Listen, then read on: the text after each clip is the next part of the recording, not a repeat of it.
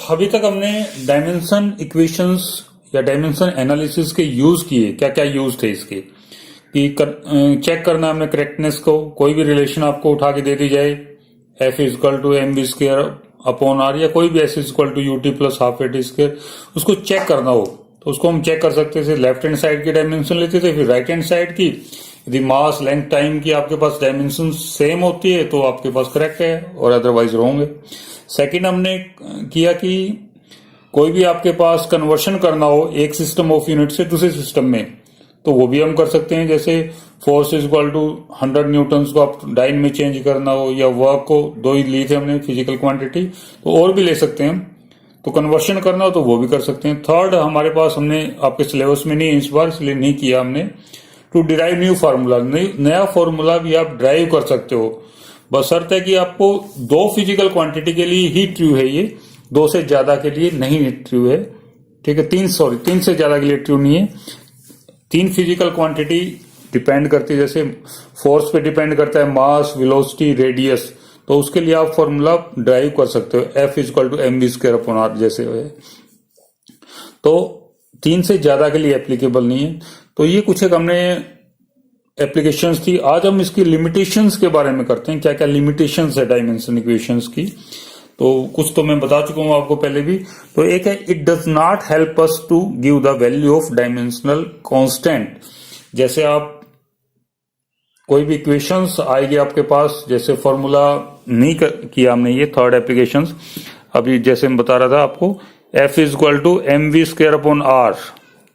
जब आप इसको ड्राइव करोगे तो इसमें हर बार हम डायमेंशनल कांस्टेंट लेते हैं, तो के की वैल्यू आपको ये बताता नहीं कि के की वैल्यू क्या आएगी, 1 आएगी, 2 आएगी, 3, न्यूमेरिकल वैल्यू नहीं बताता ये। तो ये इसकी लिमिटेशंस है हमारे पास। ठीक है, सेकंड हमारे पास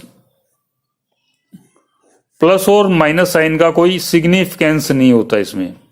जैसे आपने v square minus u square is equal to 2as किया था, तो इसमें हमने dimension formula of v square minus dimension formula of u square zero नहीं किया हमने, सिर्फ यहाँ पे हम इसकी नेचर डिस्कस कर रहे हैं। तो ये भी एक इसकी डिसएडवांटेज है, लिमिटेशन है इसके अंदर। ठीक है, नेक्स्ट हमारे पास ये पावर्स के लिए तो ट्रू है। यदि आपके पास लॉग्स रिथम में कोई टर्म्स आ जाए या ट्रिग्नोमेट्रिक में आ जाए,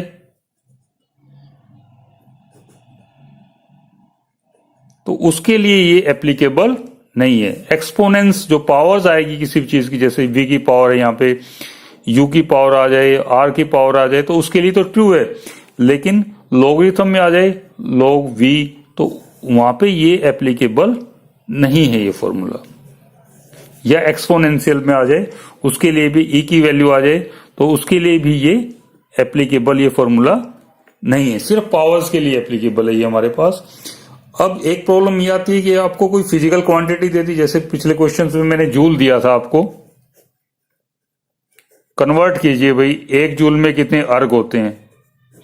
तो इसमें मैंने यदि आपको फिजिकल क्वांटिटी का नाम नहीं बताया, तो आप फिजिकल क्वांटिटी इसमें वर्क भी समझ सकते हो और एनर्जी भी समझ सकते हो। यानी एक ही दो फिजिकल क्वांटिटी के लिए सेम फॉर्मूला है, तो ये में दिक्कत आ जाती है वहां पे कि क्या कौन सी फिजिकल क्वांटिटी का फॉर्मूला समझे, हम इसके यूनिट समझे। ठीक है, एक ये नहीं बताता कि ये आपके पास गिवन फिजिकल क्वांटिटी है वो स्केलर है या वेक्टर है। नेक्स्ट चैप्टर में डिस्कस करेंगे। स्केलर वो होती है जिसमें सिर्फ मैग्नीट्यूड होता है, और वेक्टर वो होती है हमारे पास जिसमें मैग्नीट्यूड और डायरेक्शन दोनों होते हैं। जैसे कि वेलोसिटी हमारे पास, वेलोसिटी क्या हमारे पास वेक्टर क्वांटिटी है, और स्पीड क्या है स्केलर क्वांटिटी। इसमें सिर्फ मैग्नीट्यूड होता है, इसमें मैग्नीट्यूड के साथ साथ डायरेक्शन भी होती है। इसी तरीके से डिस्टेंस और डिस्प्लेसमेंट हो सकते हैं। डिस्प्लेसमेंट आपके पास वेक्टर क्वांटिटी है, डिस्टेंस जबकि स्केलर क्वांटिटी, बट इनका फॉर्मूला स्पीड और वेलोसिटी का भी सेम है हमारे पास, और डिस्टेंस और डिस्प्लेसमेंट का भी सेम है, दोनों का L1 है। तो डिस्टिंग्विश नहीं देता ये कोई, हमें ये नहीं बताता कि ये फिजिकल क्वांटिटी हमारे पास स्केलर क्वांटिटी है या वेक्टर क्वांटिटी, दोनों का भी सेम ही फॉर्मूला आ जाता है हमारे पास। तो कुछ एक हमारे पास लिमिटेशंस है, तो इनको आपने लर्न करना है। और ये फॉर्मूला भी करेक्शन से नहीं देता, जैसे s is equal to u t plus half a t square है हमारे पास।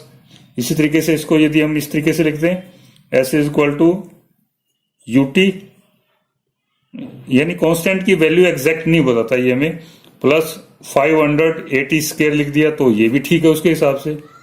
ठीक है, तो थोड़ी सी प्रॉब्लम्स आती है हमें इसमें, तो ये लिमिटेशंस आपने लर्न करनी है, इसकी लिमिटेशंस ऑफ डायमेंशन एनालिसिस और लिमिटेशंस ऑफ डायमेंशनल इक्वेशन।